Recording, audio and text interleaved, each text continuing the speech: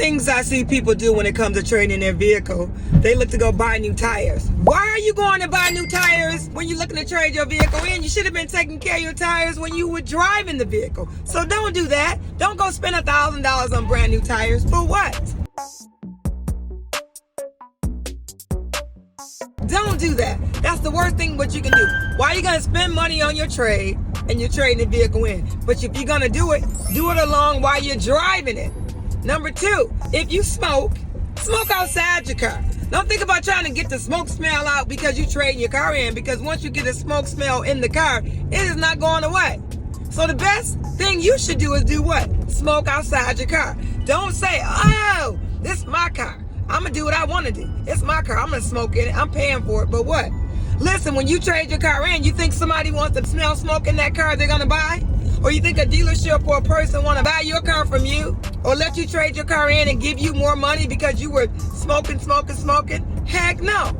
Let me give you another tip. When you're going to look to buy a car, why don't you go to a dealership when you buy the car and look at the Carfax? Look at the Carfax and look at the auto check. When you do that, you're going to look at how they service the car.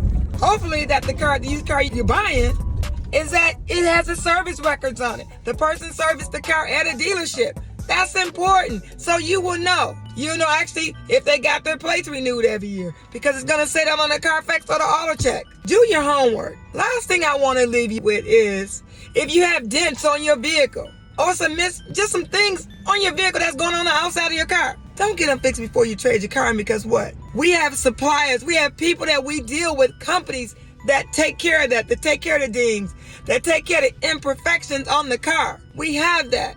We have a list of people that we deal with. We have relationships. We have people to pay. We have people we pay, or companies we pay, to get that vehicle up to par so that it'll be standing tall for you to buy that car.